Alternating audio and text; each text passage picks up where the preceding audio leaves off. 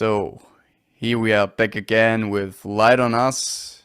Today I have the pleasure to speak with Francesco Sani. He's from the One Great Work Network. He's doing his own stuff, he's creating content to help humanity to awake to freedom, anarchy, natural law, sovereignty. And he's also doing a lot of translation work into mostly Italian and Spanish. And he's doing a great job on that, as far as I can tell. So, welcome. Yeah, thank you, Jonathan. Thank you very much for having me on your podcast. Really honored to be here and try to do what I can to the best of my abilities to spread crucial knowledge. So, yeah, it's gonna be able to free humanity. I don't know when, but hopefully it will. So, thanks again for having me. Yeah, I think that's very important that we do international stuff and that we communicate and talk about things that are very important for the progress of humanity. And you're doing a lot of stuff there. So, and it's very important to spread the message in all languages that humanity speak, and so that we reach more people.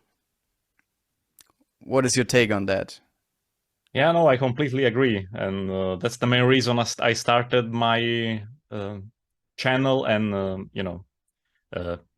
started creating content online in about started like in 2017, but in a more serious manner maybe in 2018.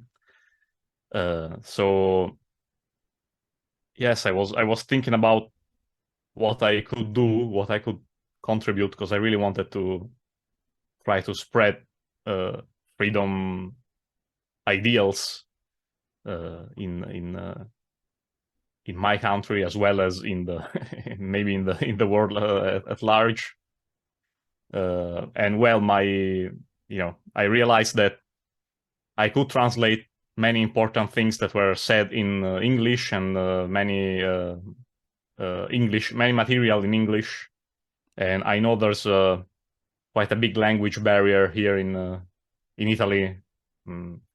So I was saying to myself that this knowledge is really crucial. It's not very. I couldn't find good stuff here in Italian, and I said I had to. I said to myself that I had to step in, take the responsibility myself. So that's what I did. I started translating various things, from James Corbett's documentaries and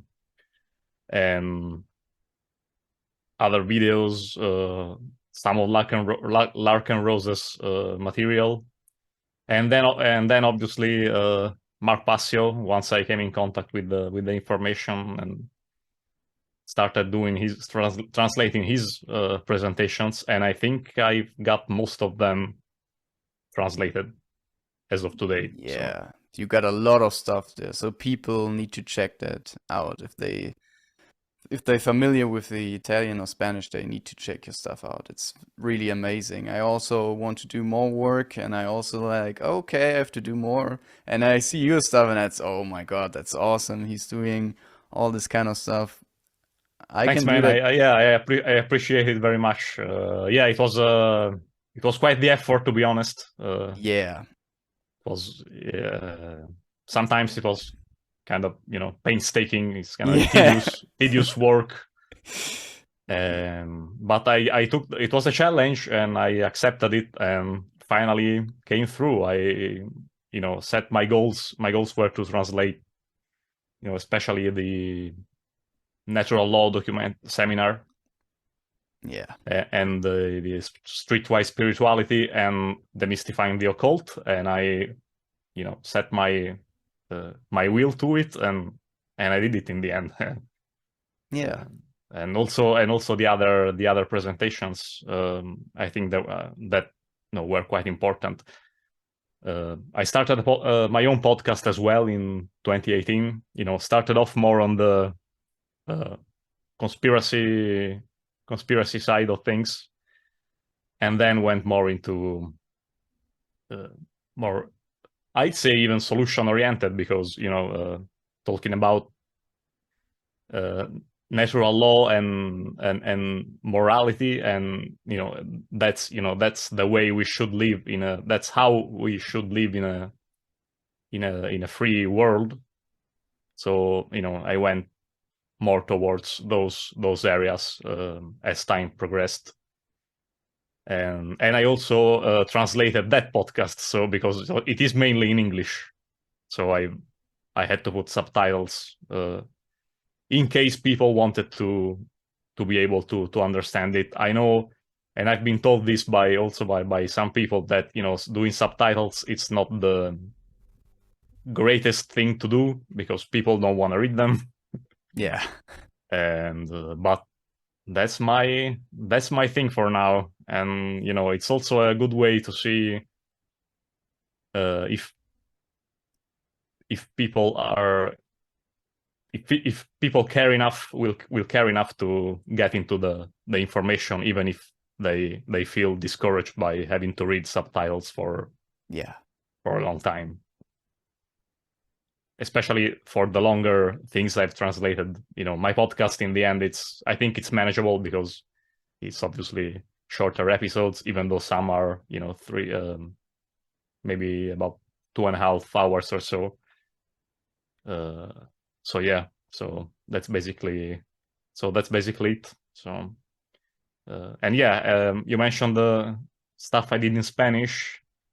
Yeah, I did that. I did those for I did some promo interviews for a conference that was supposed to take place physically in Madrid in 2020. Then all hell broke loose in that year, and it happened virtually.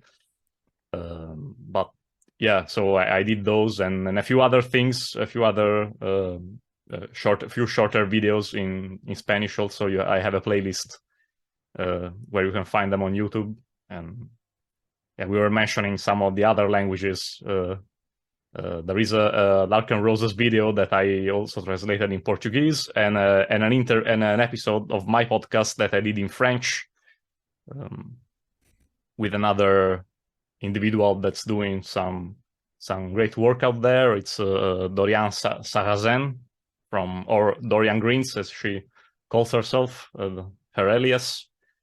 So that was a good episode. Had even quite a bit of views. So yeah, so those are my so this is my stuff, basically, what I do. So. And I guess you're always evolving yourself, because once you started the journey, you become more knowledgeable and you do stuff more efficiently.